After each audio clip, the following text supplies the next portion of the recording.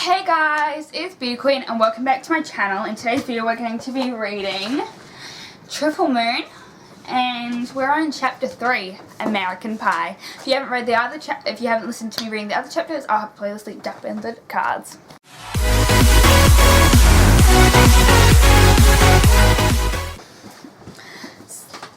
Chapter 3, American Pie. Something about the little family that rushed down the pretty gobbled house in welcome made Mandy wistful, but only for a second. She quickly remembered she had no desire to be here and no desire to like these people she was stuck with. She recognised Ingrid, aka Edra, from old pictures of Dad's, since witches don't age unless they choose to.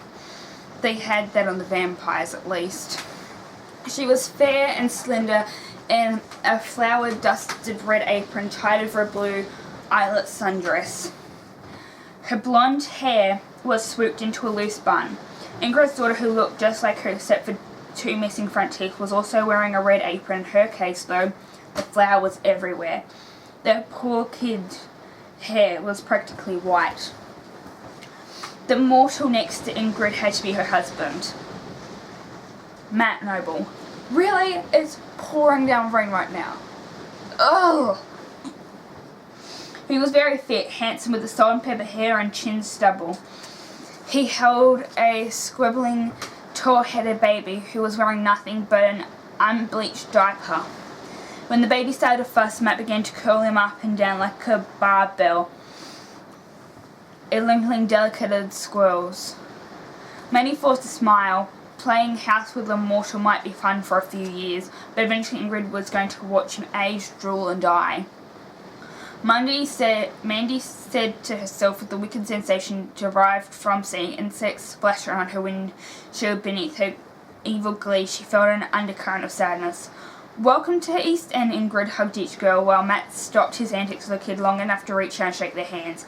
I bet you can tell that Joe and I have been baking, Ingrid gestured happily the little girl's flower-covered hair. We just put 2 pies in the oven. I hope you like pie. Mandy nodded slowly. Sure, I like pie. She had never met anyone who actually baked or cooked for themselves, for that matter. Ingrid seemed to know what the girl was thinking. You probably don't get a lot of cooking with your father in New York. What with all the restaurants he likes to go to, I don't think knows how to turn on an oven in our kitchen. We either go out, eat cereal, or get takeout. You won't find any takeout in this house, Mac chimed in. Our mother-in-law, Joanna Brookrup, who was still in charge of the place even from beyond the grave, wouldn't have it. Ingrid laughed and squeezed his arm. My mother, Ingrid, eating takeout with being depressed, she said, quickly adding, but of course everyone has a different perspective and different circumstances. Obviously she didn't want to seem critical of the twins' bachelor lifestyle right off the boat. Oh, Bat. Come in. The house was more spacious and hip inside than one would expect.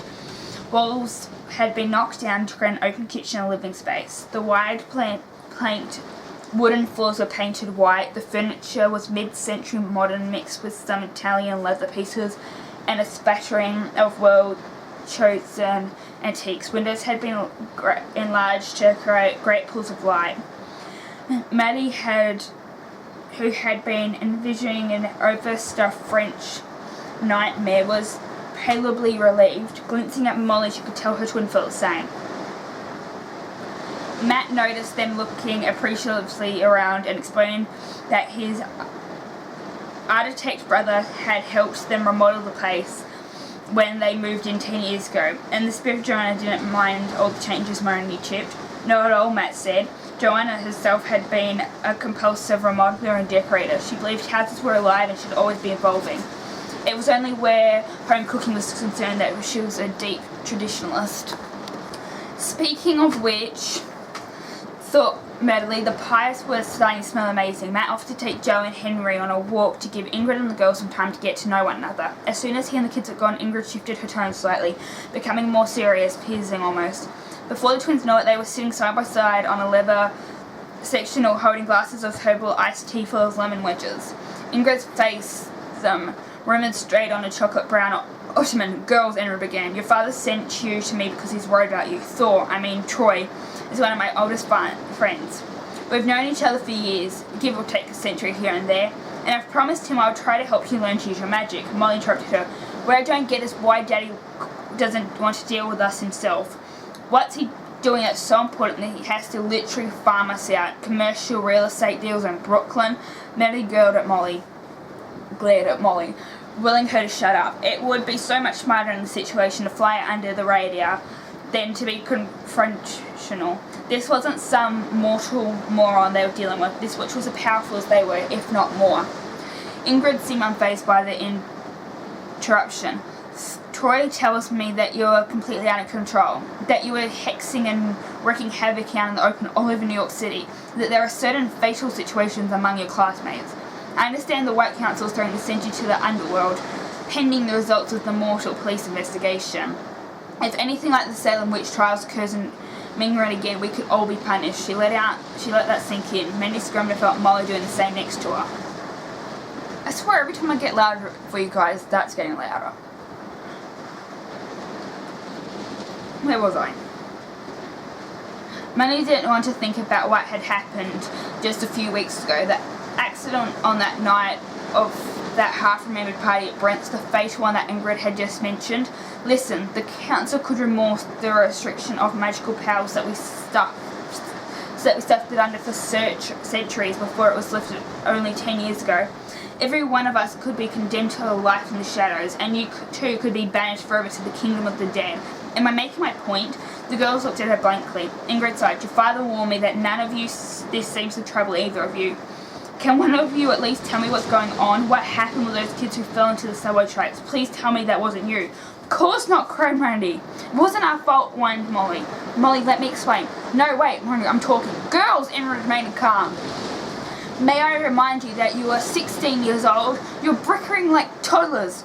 Molly smirked. Point taken. Mandy, why don't you do the honours? Mandy was suddenly furious. As soon as Molly didn't want to be the one explaining, then neither did she. She realised she'd been tricked, left holding the burning potato. Fine, whatever, Mary snapped. It's true, we maybe have a little too much fun with our powers sometimes, but we have nothing to do with what happened to Parker and Sam. We were at the same party on the Upper East Side as Brent Willie's, but the problem was that while both twins clamoured instinctively to have the last word, neither one of them could remember what actually happened that night. Parker Falls and Samantha Hill fell into the tracks in front of an oncoming 6 train.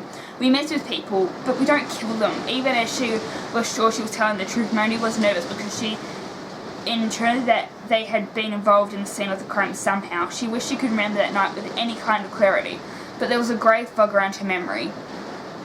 Mandy looked at her sister for help, but Molly appeared as confused and uncomfortable as she did. She was fidgeting anxiously with the rose gold ring on her right finger. She slipped it off and handed it to Mindy, who put it on her own hand without missing a beat. Ingrid, sensing the girl's discomfort, softened her tone.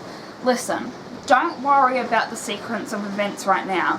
We have all summer to get to the bottom of it. Let's just establish some practical boundaries for the time being, okay? Okay, said Mandy, relieved to be off the hook, but also during the rules that were about to be laid out. First of all, my family, Matt, as you know, is immortal, and he's the chief of police. He knows I'm a witch and that I use my magic primarily to help people in town with medical and emotional issues, but we have an understanding that there is to be no magic in the house. We try and keep things as normal as possible. When the restrictions was lifted, the deal was that we witches could practice magic as long as we didn't draw too much attention to our supernatural abilities. Matt, she cracked a smile, is a rules guy. What about the kids? Asked Mandy. Ingrid explained that Joe had definitely inherited her powers, but they weren't sure about Henry yet. He certainly seemed to emerge unscathed from some pretty hairy situations, but maybe he was simply a lucky boy. Matt was hoping that his son would take after him, but for now, only time would tell. So keep it on the down low when in the house, and in town as well. What are you going to work on, girls? Is using your magic for good, and using it with substantially, which, she said, she smiled at her brash conquering outfits, doesn't appear to be a strength yet.